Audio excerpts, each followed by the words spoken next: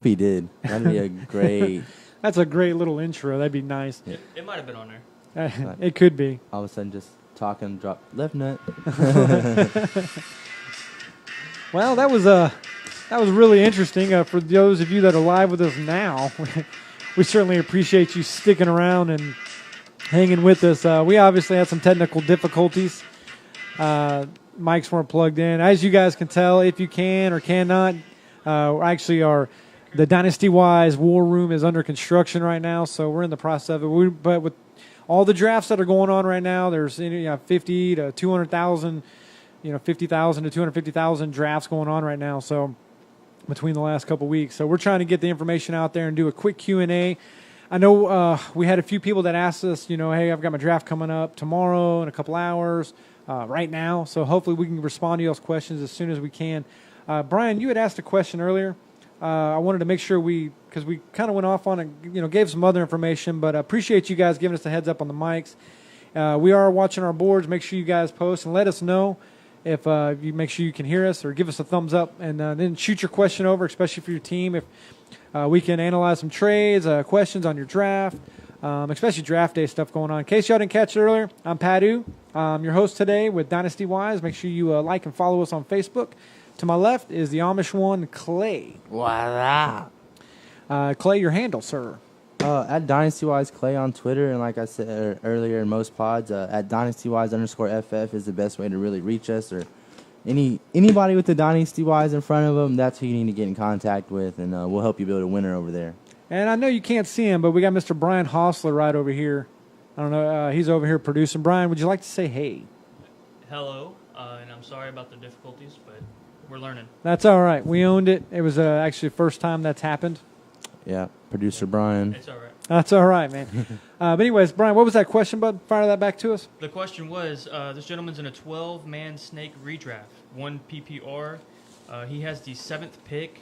Who should he be taking in the 6th and 7th round? All right, we'll do a quick overview of what we were talking about earlier. Clay, did you want to go ahead and run back through those again? Yeah, like I say, it's going to be based on team needs a lot, and I personally draft normally a best player available. So at this time, I'd be looking at best player available based on team needs, and so a few names I would throw out there. Tight end in the 6th, you need a tight end. There's a Trey Burton, Kyle Rudolph, Delaney Walker. They're around the 6th or 7th. Quarterback, you can get a Russell Wilson, a Cam Newton. They've been around the 6th and 7th round, pretty, ADP wise, if you're a big ADP guy. And then, of course, or Evan Ingram. That's a solid tight end as well.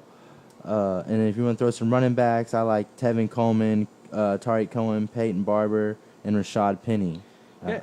And Kerryon Johnson's available there. Now, there's a lot of questions that are up about him, just because of Detroit's lack of rushing ability. But, I think in that position, he's more likely he's going to be sitting on your bench anyways. Right. I think he's got potential to be, got a good season. We've got a bet out there right now with our good friend Corey. And I needed to correct that. It wasn't 1,000 yards rushing. It was 1,000 all-purpose yards. He thinks he's going to get 1,000 all-purpose yards this year.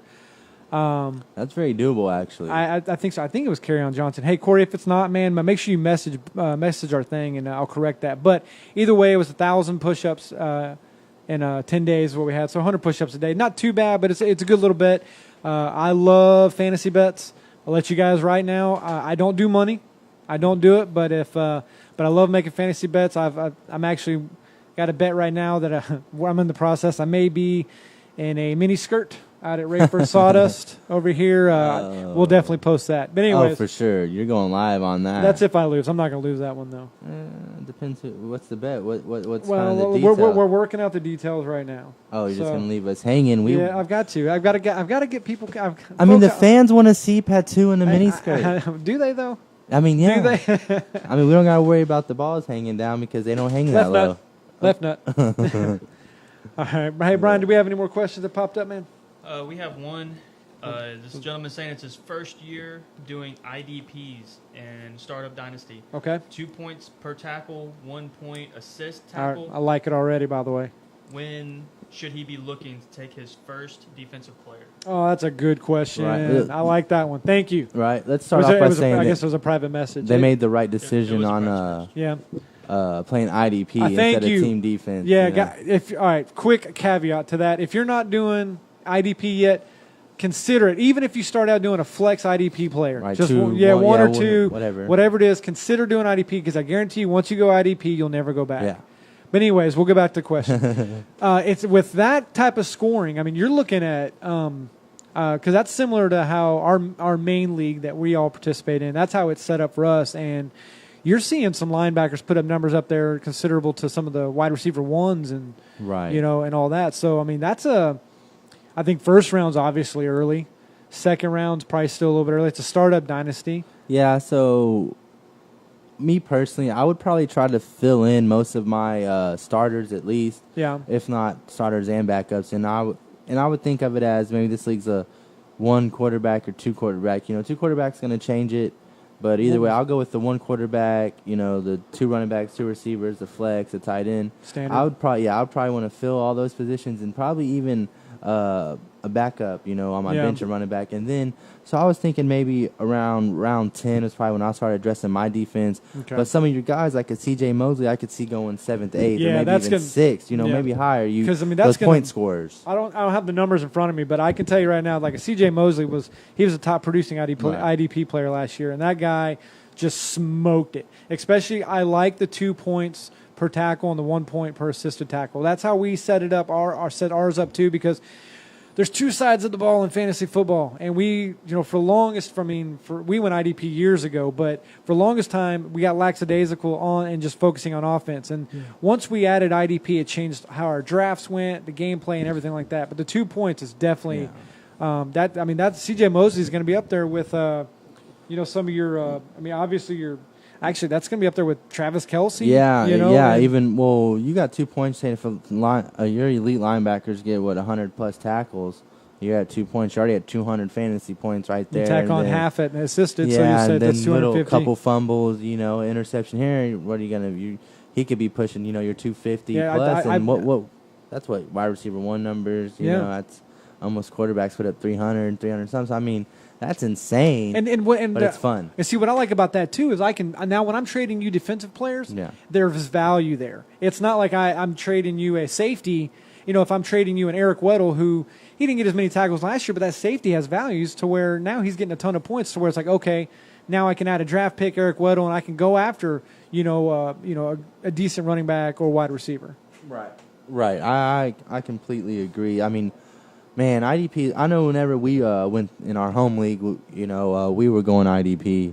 A lot of people were against it at first, but now I guarantee you go ask everybody in our 12-man league. They'll have it no other way but IDP. No, there's no way. We'll never go back. Like but great question. I'm not sure the name, but hey, appreciate it. Thank you very much. For sure. You got another one, Brian? We do, and it kind of ties into a dynasty startup. Let's do it. They're asking what round should they be looking at quarterback? It's a good question. We're going to assume with that one. Let's go with 4 points. We want to do 4 point TD. Yeah, I mean, single. We'll do single QB. Yeah. 4 point T. Right. Single QB. That's what I was gonna say. Like, okay, so you're asking this, but we need a little bit more detail. Like, are we a one quarterback league? Is this super flex 2 QB, or do you have to start 2 QB? Thanks for the question, though. Right. Appreciate it. Yeah, no. Just a little bit more detail on them. We'll address both sides. That way everybody can get touched on. Like, me personally, I feel like okay, your elite quarterbacks are gonna go round, like your Aaron Rodgers and Deshaun Watson. They're your 1 and 2 this year going. The 2 quarterback league, I saw them go into the first, and then you have Wentz. So you're talking about into the first, beginning of the second, your Watson, Rodgers, Wentz, and some of them, especially Dynasty. The older guys, they last a lot longer. But the 1 quarterback league, it's okay. I'm going to let someone take Watson and Rodgers. It's not that I don't think they're great players. It's just I'm going to get my value later. I'm going to get my playmakers right now. Yeah. That's who I want that are going to be harder to come by later. And one guy that I'm that's getting drafted late, maybe 9th, 10th, 11th, 12th round, is Derek Carr. Yeah. I think the value at Carr in the 12th and the year I think he's gonna have a really good year. That's probably why I'm so high on him. But that value in the 12th, I'm taking that all day.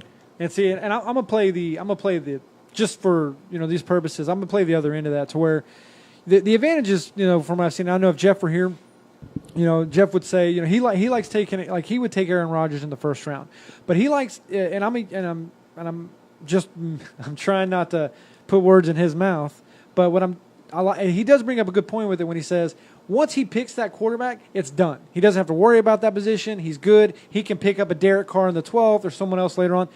Nothing wrong with that strategy, and I do, and that's just to play at the opposite end of what Clay is saying.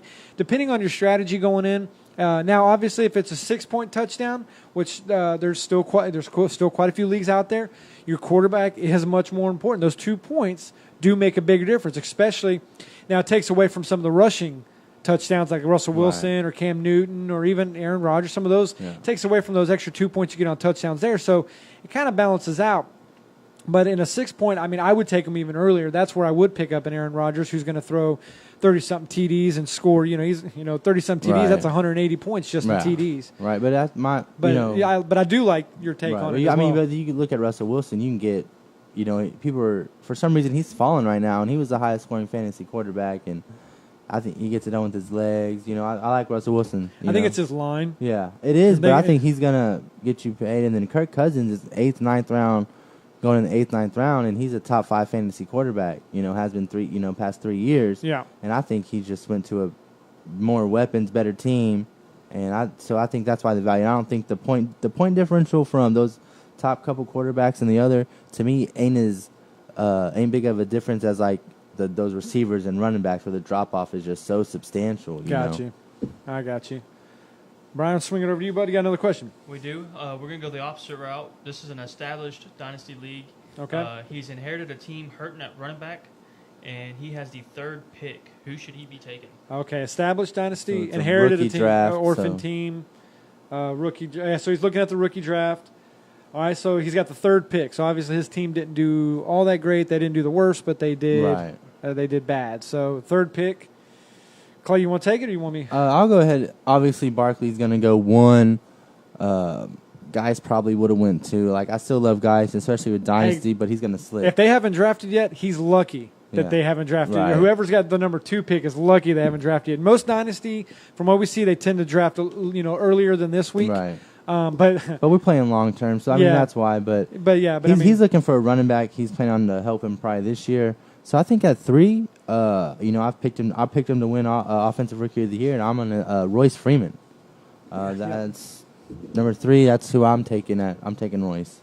I like that pick all the way around. I mean, the only other one that I would consider really is maybe a Kerryon Johnson. Yeah, or Penny. Yeah, Penny.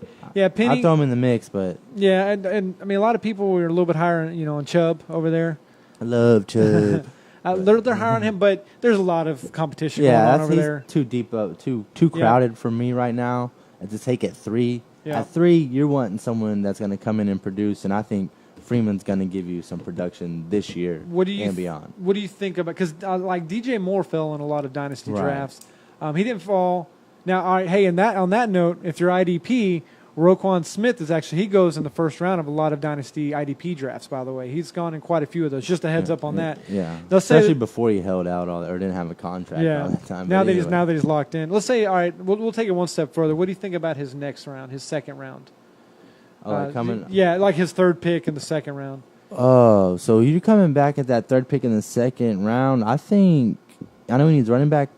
And I don't know any details of his team and league, but value-wise, I think there's going to be a receiver right there at that 3 that maybe your DJ Moore or DJ Moore may fall there. Or Sutton. He's kind of being Ridley may fall there. That's why Ridley. If you get Ridley at your second round, that you grab him and you can walk away with Freeman and Ridley, you just had a damn good rookie draft. 2 rounds. And I wouldn't, the way Chubb has fallen, he may fall into that spot too. That wouldn't necessarily be a bad spot to pick him up.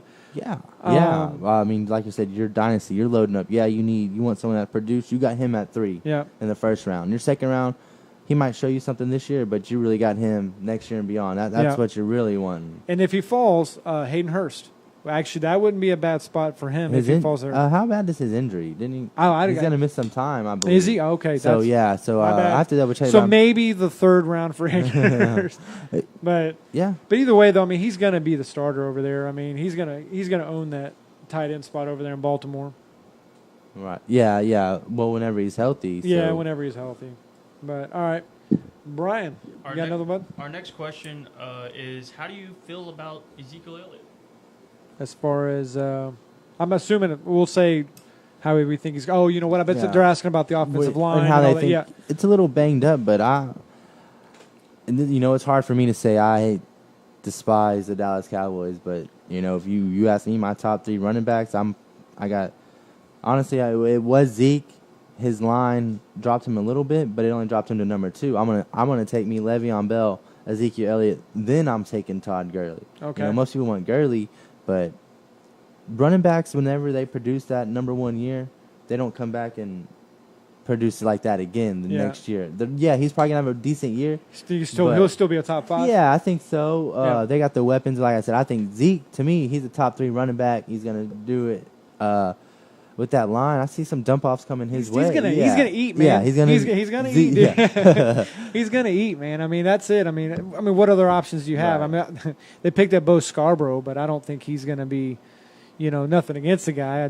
Or they drafted him, but Zeke's gonna get his. I mean, he's still gonna produce. I would expect top 5 at the and being a little bit more liberal with it. We'll say top 10, Right. at least, but. I will say this. I did a fantasy draft or dynasty startup draft.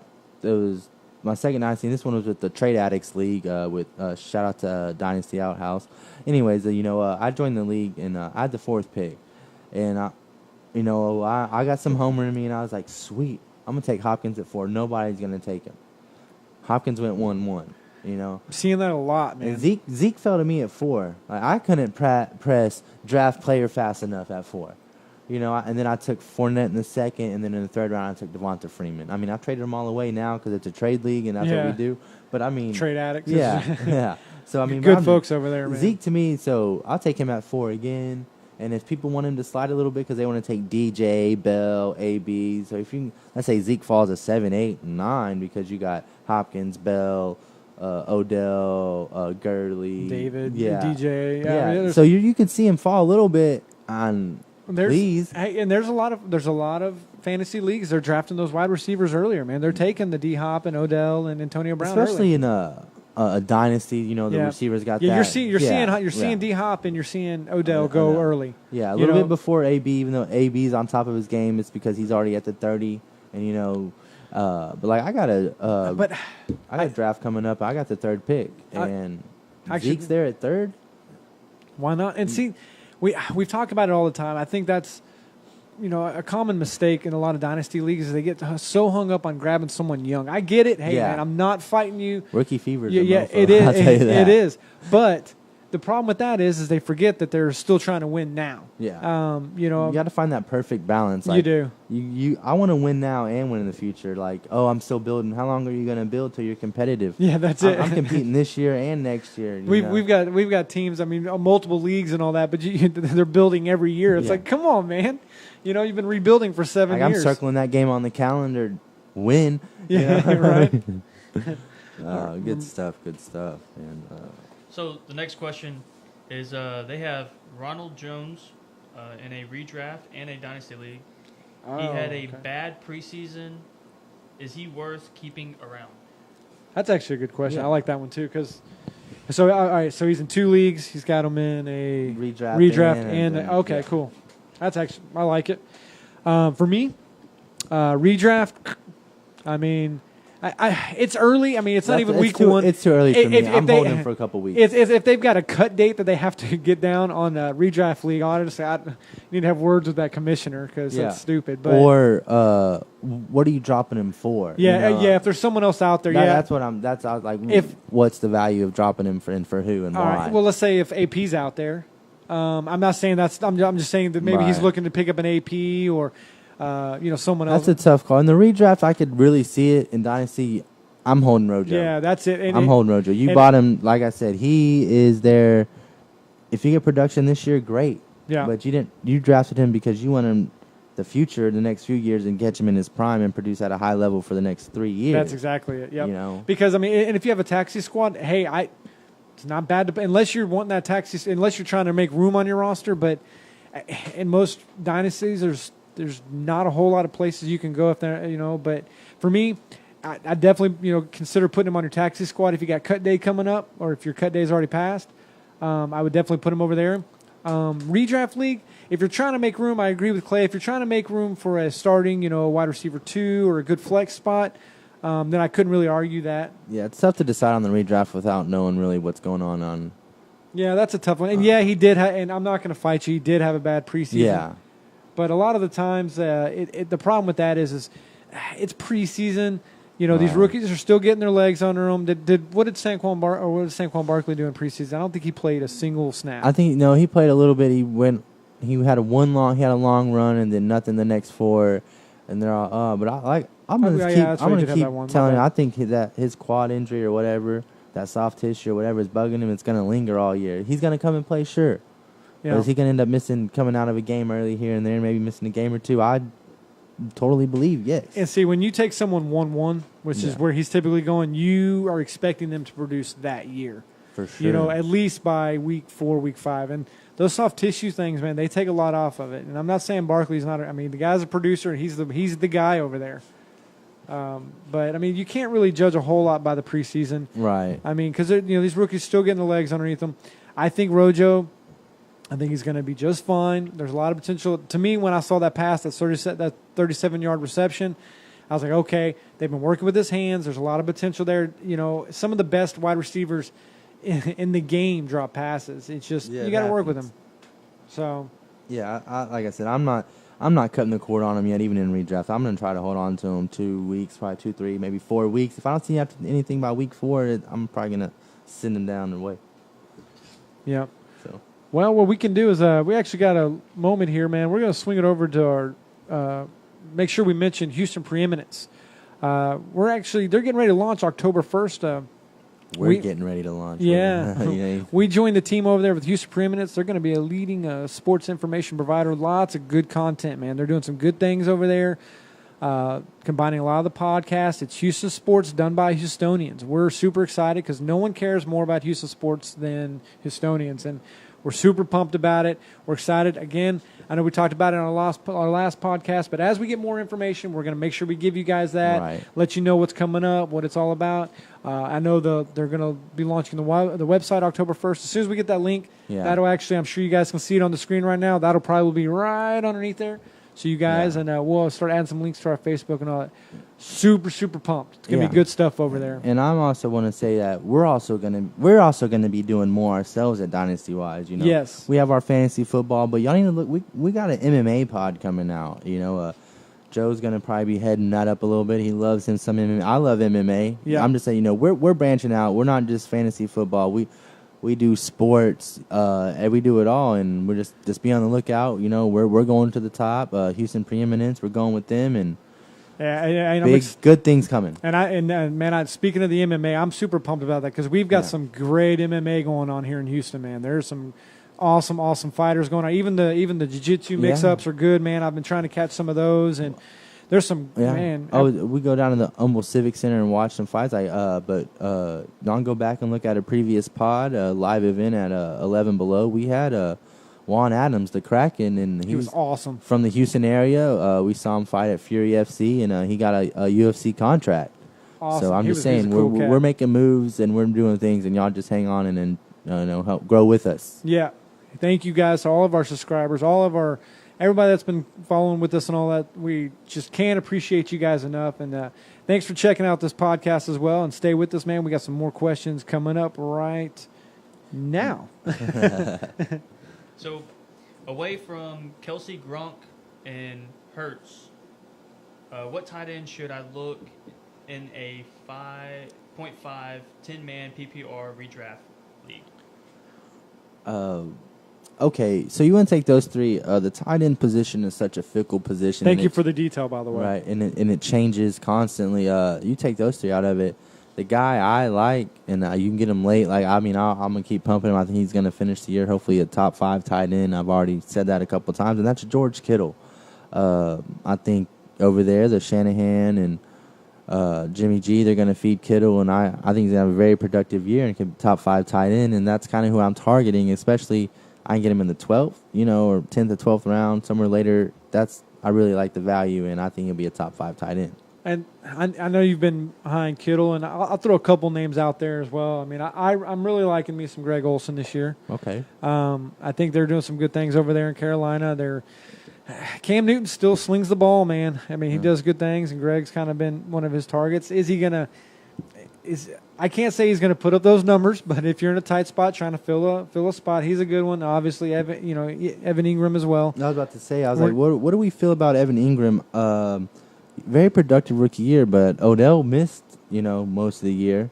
They still got Sterling Shepard, and he'd missed time. Then you got Saquon, and so I don't know if he's going to I'm not saying he's not still talented and good. I just don't know if he's still going to put up those numbers. I see a drop in production. Right, based on what's around him. Odell, you paid Odell that money. You better feed him as much as you can. And Sterling Shepard is a very productive wide receiver. I had him for a while his rookie year. That rookie year was probably the best rookie wide receiver in that class. That helped. He helped. But that's what I'm saying. That's why it's hard for me to lean on Ingram, and also the hype on Trey Burton going to Chicago. Yeah, I feel like he's going too high. Especially the more I hear about how Biscuits and Shaheen have been hooking up. That's more intriguing to me. I want Shaheen. I like me personally. I like getting those guys in those late rounds, and then they come and produce, and it's like, and see, if you're trying to fill in other spots there too, I mean that's what the 6th, 7th round-ish is when those guys are typically going, somewhere in there. I mean, your top 3, they kind of go. Yeah, they're still going in. The top 3 are going to go sooner than that, obviously, and you still have Kyle Rudolph out there as well. I mean, I'm interested to see what's going to happen over there. David Njoku, he's someone to keep an eye on.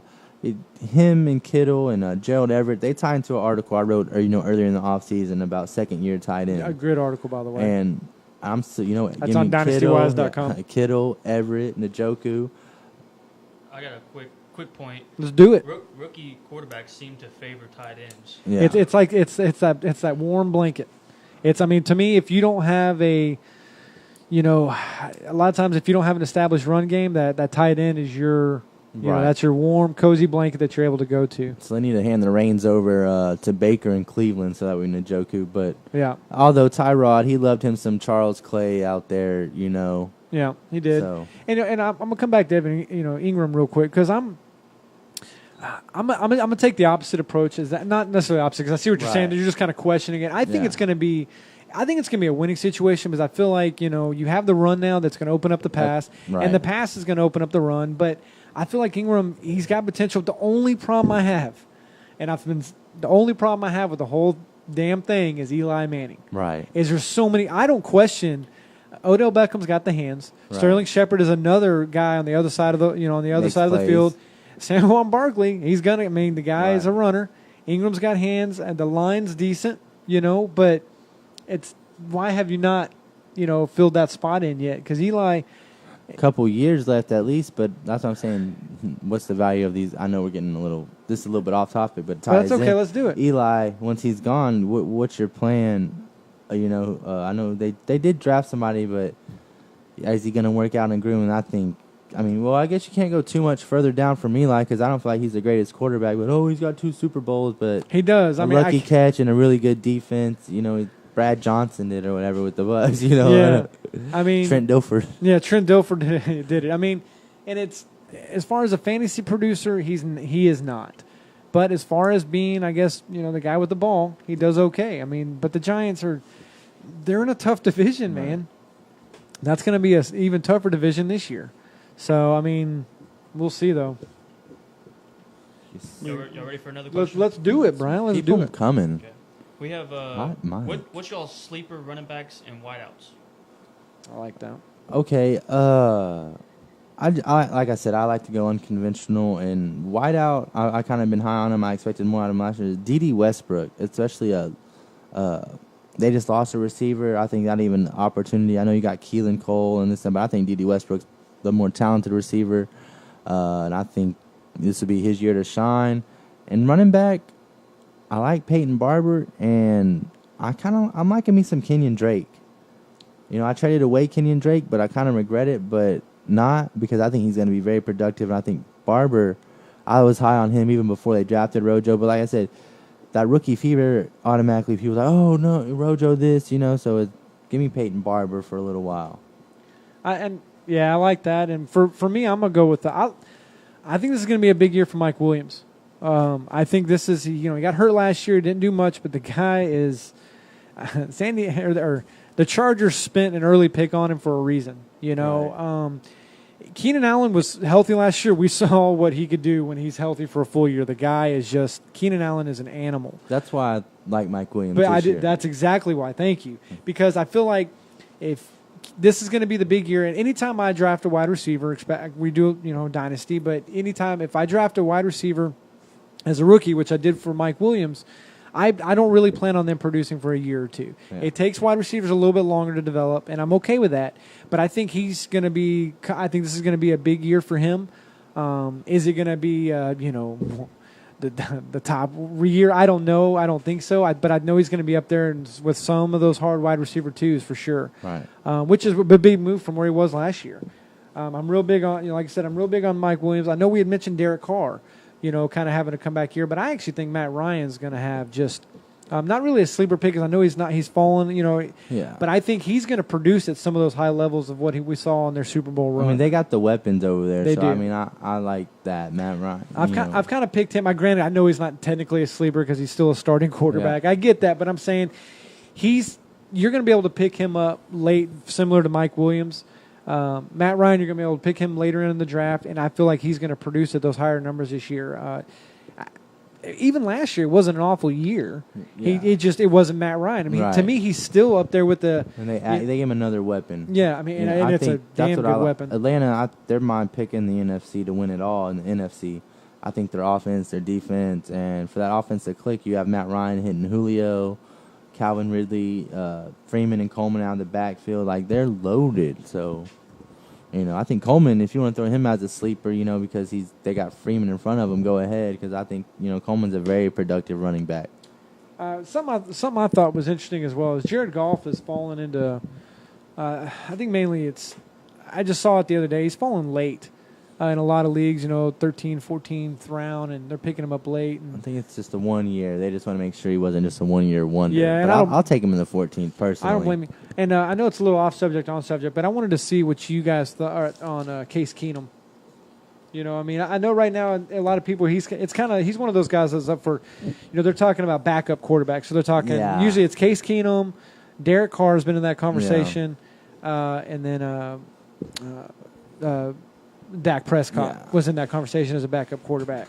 I mean, I'm taking I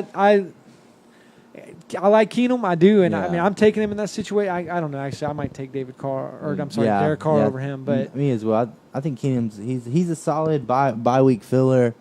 He's not who I want to roll out every week to start. No. And he's Houstonian, went to U of H, and I love the guy. Yeah, love the guy. Great dude. I'm rooting for him all the way. But he's not a top 10. I think he's a little bit above average, so maybe around a 15. Yeah, top 15 quarterback. That's kind of where I was thinking, which is good for a bye week. I mean, an undrafted guy. I think he's productive. I'm not saying he's got the weapons. Yeah. Though. I mean, he's in a better situation. I feel like he's in a better situation than he was last year. Well, that's tough.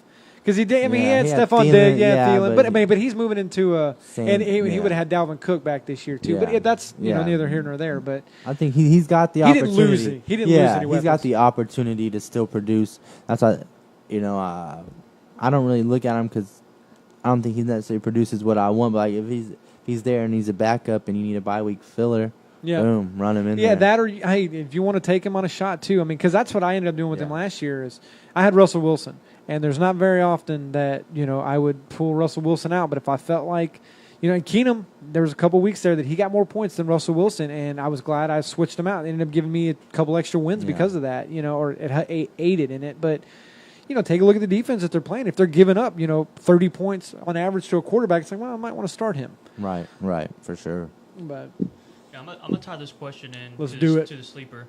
Okay.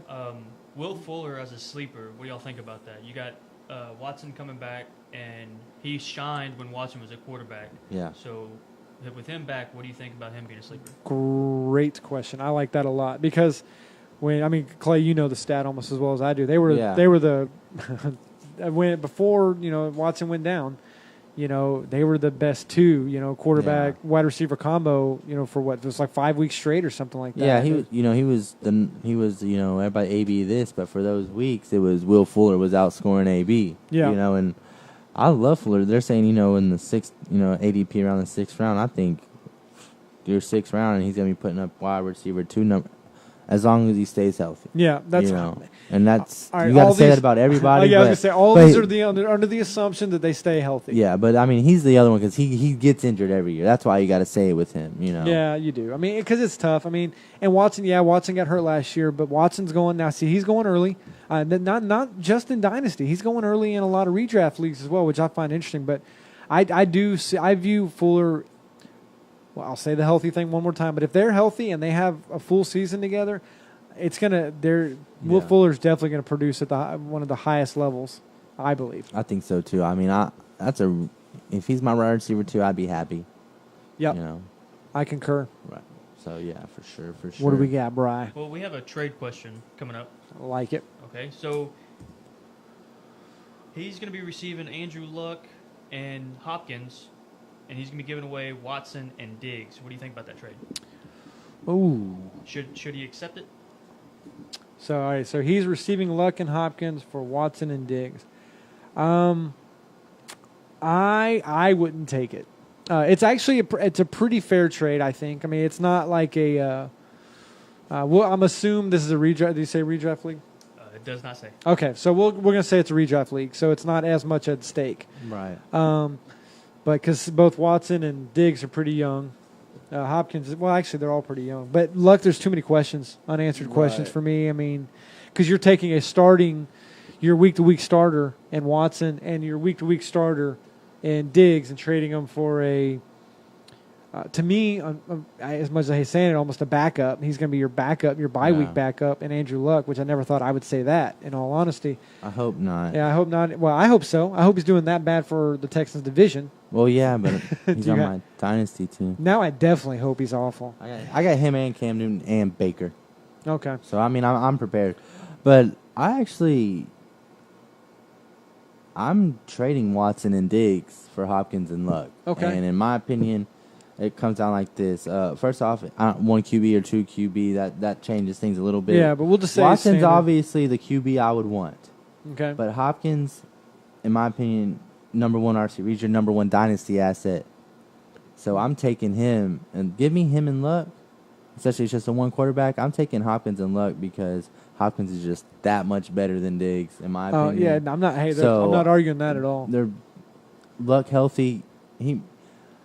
He produced. That's what people forget. Luck was produced, but even if he's a little bit down and Watson goes off, I think their point differential, 5, maybe within 5 points or so. Yeah, I can live with that. It seems like a pretty fair trade, which is rare that I'm glad whoever sent it, I'm glad they did because it's something that, because you've got Luck and you've got Watson. Yeah. And then you've got Diggs and you've got Hopkins.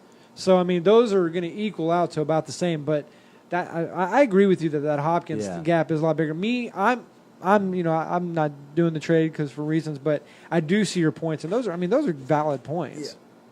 Yeah. Like I said, I'm taking Luck and Hopkins, and it's like really in my mind. As soon as you send it to me, I look at it, I'd accept immediately. I got you. Yeah. All right.